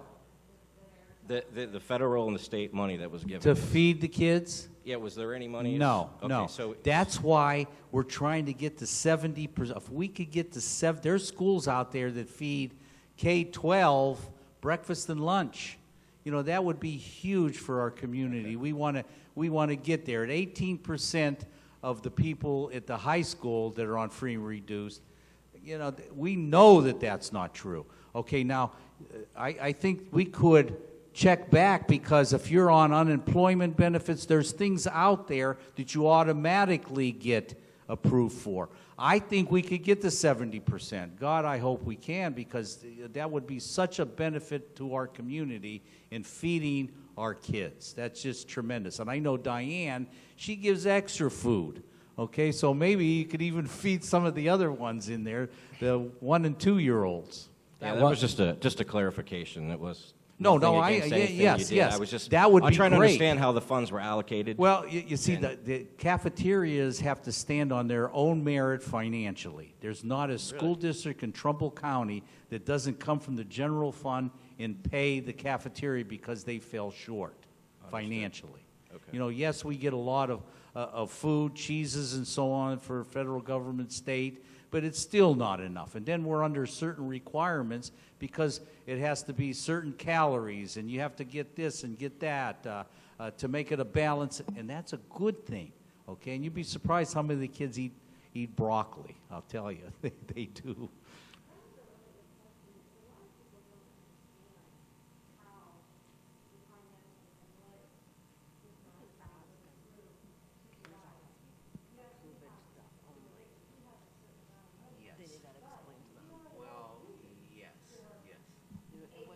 Exactly. That's exactly what I was thinking. I just didn't know what kind of stipulations there were with the funds allocated, but no, you cleared it up. Thank you. I could send you the reading document. Oh, no, I get enough of this at work. I'm good. It's pretty good. Actually, when I closed with my comment about being excited, every one of these decisions on things that we have purchased, we have been thinking about our future with it, because we're not going to have kids coming up and, you know, swishing their mouth out and spitting it back out in the fountain ever again. We're not going to have every year, every year we hire, come the common flu and cold season, we hire more custodians in part-time to disinfect doorknobs, things like that. These Clorox machines takes care of that. As I said, digitalizing our curriculum as a Newton Falls sole proprietor curriculum, I don't have to contract Jefferson County. And lastly, the other thought with it is there were students that actually thrived in the spring when it went. Their performance went up. So the state came out about 5 years ago opened up what's called an educational option, and we have just provided another educational option. So the future of education is changing, and I'm excited to see and be a part of what's happening with it. Sir. So I guess I'm confused about one thing, though. So if all the kids were to come back to school, okay, and they weren't to do any remote learning, and they were going to be social distance inside those classrooms with only 12 to 15 kids in the class in the junior high or high school, are we set up to take all those kids right now? Would we have to add another period? Would the teachers have to, would there be more teachers? I mean, is it set up that we can take all those kids? If they would give us the athletic guidelines of 3 to 6 feet, which is what present athletics are working on, if they said social distance 3 feet, we could have everybody. Right now, as it is right now. As it is right now. We can do it right now with 6 foot, the way it's set up right now. No, that's K-5 we could. No, but 7 through 12 we cannot, right? 6 to 12, no, because we need it to be reduced from 6 feet to 3 or 4 feet. If they do that, initially we thought that was going to be the case, is 3 feet. So and we were planning 3 feet, and then they said, no, it has to be 6 feet. That's one of the things we changed it all around again. So we need those remote learners then. to make room for If the we school. get more remote learners, yes, we might be able to do it. But at this point in time, we need the remote learners to be able to make the school function because there's not enough room. Right. Right now, okay. Well, So, but and- hold on for a second. Okay, so now you have the remote learners, which if they were to come to school, you would have to find a way to make an extra period or more teachers, correct? If they were coming to school, you'd have to find a way to do that. If they were coming to school, I'd have to probably hire an additional staff member and become creative. Okay. There is one plan that sets out here that I really don't want to get into because Mr. Ducci wanted me, he liked the plan, but he wants to make sure that we are ready to open in a safe, healthy way. And then he has told me once we're good and we're golden and rolling that way, if I want to pursue that plan to open it up to get everybody back in this building, then I'm going to be able to do that. I guess I feel that if my kid counts as that and she's a remote learner staying at home, if she was to come to school, you would have to do this. I don't know why you're not doing it the same exact way and getting that same teacher on board or hiring more staff and just having that teacher teach as if all those kids were there in a classroom with no students. If we hired probably 10 more teachers at $300,000, $400,000, $500,000, which we can have, you have 1 class, 2 class, 3 class, 4. You could have classes in here. Yes, we probably have the room to do that, but it's not. We don't have the financial capability of increasing our staff. That's all the schools are that matter. We are ahead of every school in Trumbull County. Most schools aren't doing K-5. We're at least doing K-5, and if we had 3 feet apart, we could do 6-12. So we're going to do whatever we can to get here, and no, we don't want kids to go on remote so we could open school. That's not the point. We'd rather have everybody here because you do lose something when it's remote unless everybody's remote, and again, you have the webcam where they're teaching from their computer. If we have that, that's golden. But we can't have it. So it's a give and take thing, and what we need is the parents to support us. We're doing I'm telling you, we're working 8, 9, 10 hours a day on this, and then when we go home, we're calling each other to try to get things straightened up and text. And So what I'm trying to say is that if we had 15 kids in the 7th grade that were staying home, okay, then that would be enough for a classroom, and that teacher could actually be teaching to a class with nobody in front of her, and she could do that excellent form of remote learning. I honestly can't do it with just 15 7th graders because the staff that services the 7th grade also services the 8th grade.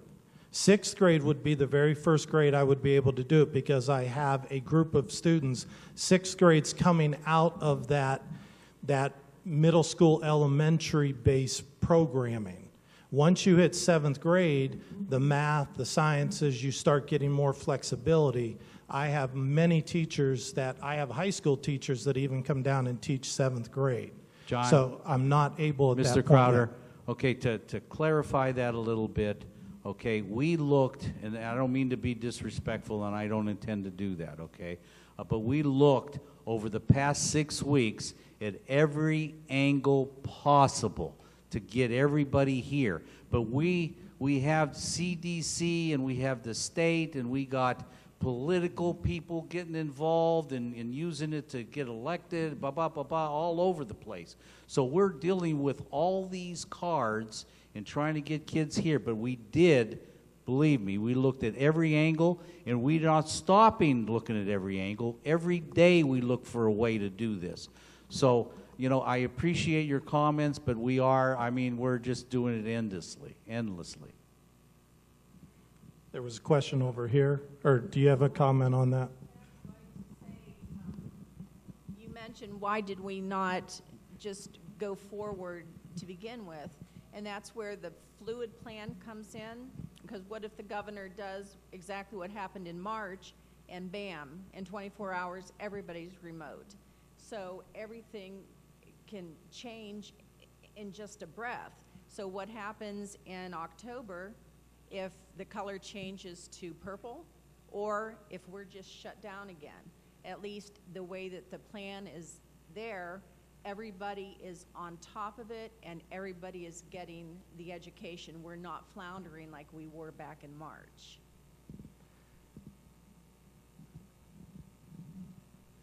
First of all, I don't envy you guys, and I appreciate everything you do. As far as two questions.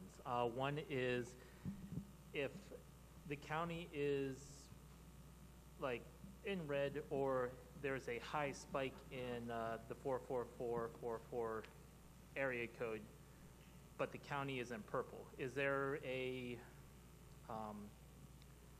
where you are concerned that you would put forth remote learning when the county is in purple but there's a spike in the local zip code?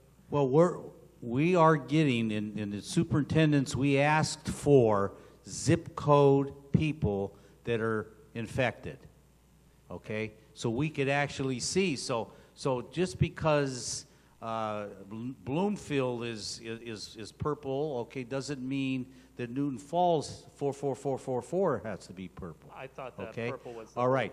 rule. No. Okay, Yeah, we have to work really hard so that does not happen. Okay, if we don't have any people that have the virus and we're doing well in social distancing, I don't see any problem with we're going to be doing what we are, whatever color it is, except purple. I don't see us going to purple unless the whole state's shut down. Okay. And what happens if there is somebody in my daughter's classroom that is that has COVID? You said it would go to the health department. The health department, if someone in our school district gets COVID and they're tested for it and they have it definitely, okay, they will be coming in and telling us. Then everybody gets, they have that massive, what word am I looking for here? Where Contact tracing. Yeah. Yes, tracking. So they will track people, okay? They're going to do it for us. But then what happens to my daughter's classroom? They might Is there close it down. quarantine They might or close not? the school down. We don't know. No one has that yet, okay? So let's wait and see what CDC says on that subject. We're just going to go by their recommendations and go from there. Okay. If we have to But you close guys school, haven't- we go to remote, we're ready for that. We're ready for that also.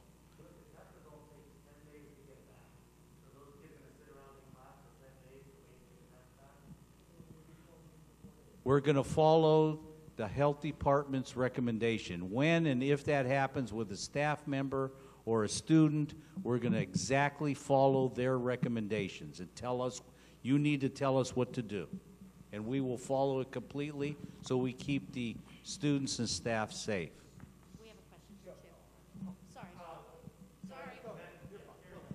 Okay, well, I'm fairly new to this town, so this is actually the first time I've been to one of these, and I do appreciate everything you guys are doing.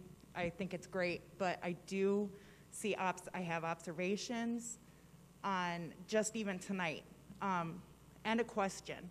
As far as the masks being mandated for everybody to wear, I have noticed so many times throughout tonight, like you have your mask down. We have to have these kids keep their masks on, and if we cannot do it ourselves, I have to wear this mask 8 hours a day, and I'm sitting here for another 2 hours wearing this mask. So we have to set that example. And We do. It's Okay. just sometimes you can't hear us. I completely understand. So then you have to speak a little louder. I don't feel comfortable. I don't even feel comfortable holding this because it's a community microphone. So, I mean, just keep it in mind that, what is going to be the protocol for these children that have a hard time wearing that mask? What is going to be the violation? What is going to be the repercussions? Because if we ourselves cannot show them that we're doing it properly, then we cannot reprimand them. So I can speak for the elementary point of that. So, right, I'm going to have 5 through 10-year-olds, right? I'm not going to be embarrassing a child over a mask. I'm not going to be sending them to the office over a mask. Are we going to give them gentle reminders? Absolutely.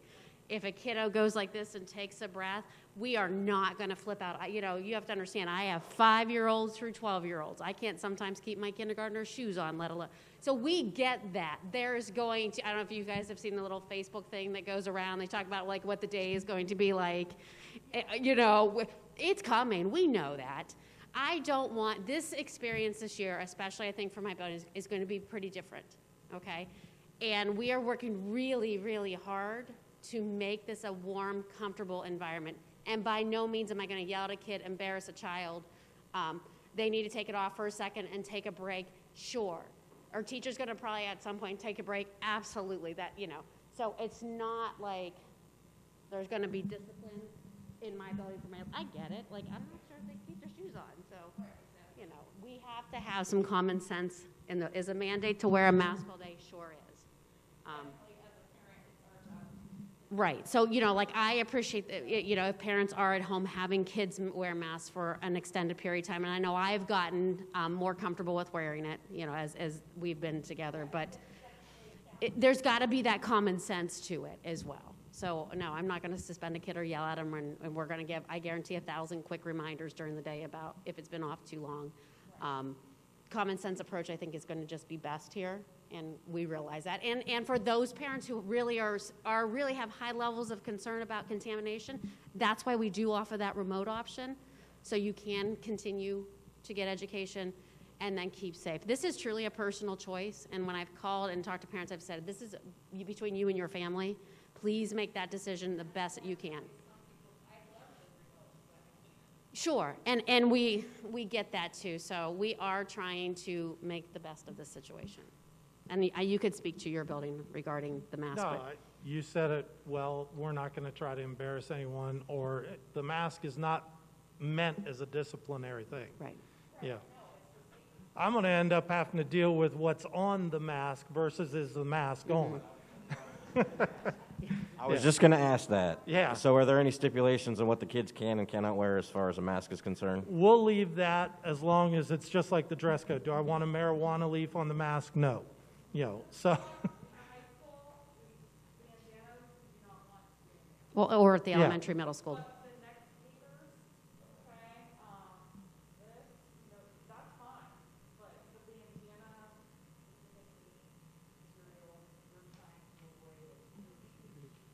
Face shields are fine. Yeah. Face shields are fine as well. Face shields are fine. Face shields. Right. Yeah. Question back here.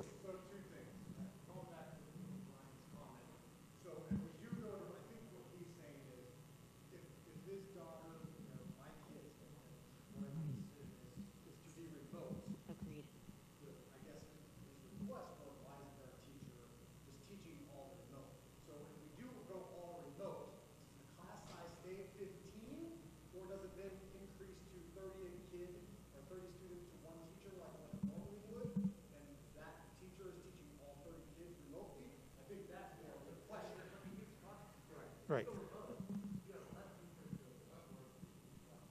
The one thing you run into is as they start moving in, like 8th grade, there are courses that are offered in 8th grade that are high school credit, and only a certain teacher can teach that credit based on their license. So while elementary, K to 8, they are taught at college to handle they teach every single subject. And I believe 4th and 5th are actually going, instead of being departmentalized where one teacher teaches math and one teacher teaches science, etc., they're actually going back for the COVID reason to a single classroom teacher teaching all of the core subjects. We cannot do that and still prepare for graduation and meet those guidelines.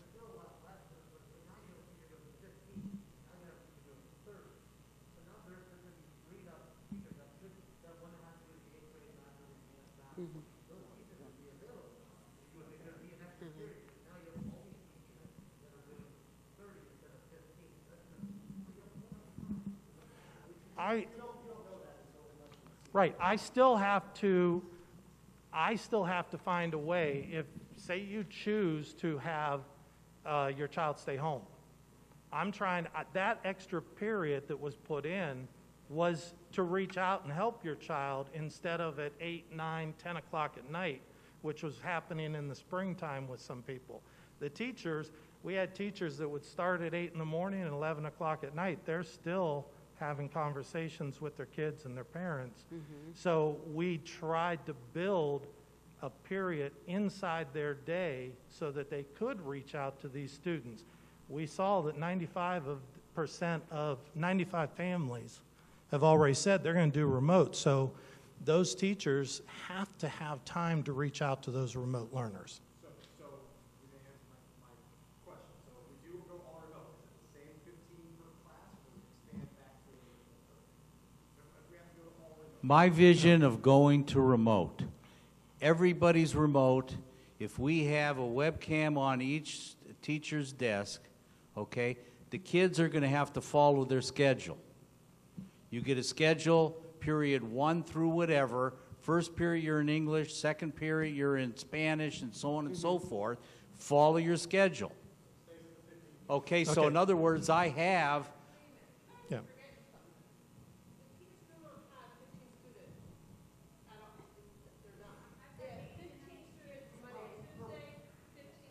So like in the elementary building? For example, Mrs. Rankin would have every 10th grade English student that she sees.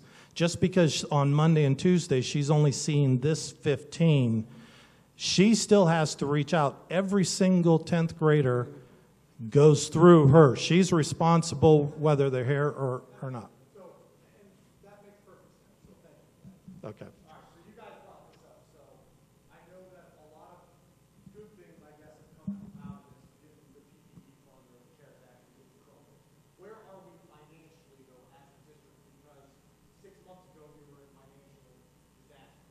So I know that we hired a couple extra teachers. I know that we have gotten a couple nurses and social workers that are able to provide grants by national state funds. But where are we overall financially as a district? We're not in a good situation going into. That's a great question. I would be wondering the same thing if I were you. Right now, if you look, we do a 5-year forecast twice a year.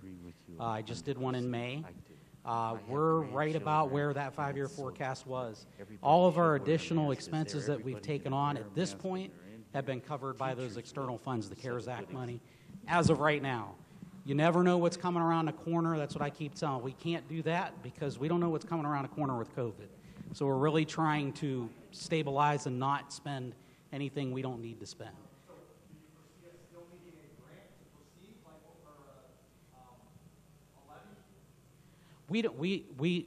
Okay, if you ask me right now, we would not need a new levy until, we just had 2 renewals passed. We hope that we could go 5 years and have renewals again. So no new levies. So we just had the 2 renewals pass. We hope we can go 5 years and just keep those on. That's always the goal. We don't want to put new levied money on. So hopefully, if there are extra expenses, we keep getting the COVID money. So, does that answer your question? Okay, you're welcome. Okay, we have a board meeting to continue. For those, thank you for coming this evening. And if there's anything that you have as far as questions, you could email us or call us or stop by. All right, we're here every day. So those of you that do not want to stay for the rest of the board meeting, we have some business to take care of. You may leave. If you want to stay, you may stay. I just want to say one comment, and that is that from what we're talking about with the current structure of the way that the school's going to work with partially in and partially out, it appears that we do need to have a certain number of kids that stay home and do the remote learning for this method to work. Is that correct? No. Okay. No. Okay. Then. So if all the kids go back, we're fine. If all the high school kids come to school and don't go with remote, we got that A-B schedule that we're going. We'll be okay. So We'll did be hear okay. a comment though tonight where it was made that if you fear COVID and you want your kid to go remotely, I take huge offense to that, and I don't think that anybody should be having to look at if you fear COVID. We're here, everyone's talking about the safety of our kids. That's what we're concerned about. It's not about fear. It's about making sure that our kids are safe. And that's all I just wanted to We've had comment. some long I think days. exactly to your and, point. and, you know, the verbiage that we use sometimes we're talking off the cuff and we don't mean to offend. No. That we safety of the kids. We don't mean to offend. Okay, want to say bye, sit down? All right, sorry. We apologize. Yes, we apologize. All right.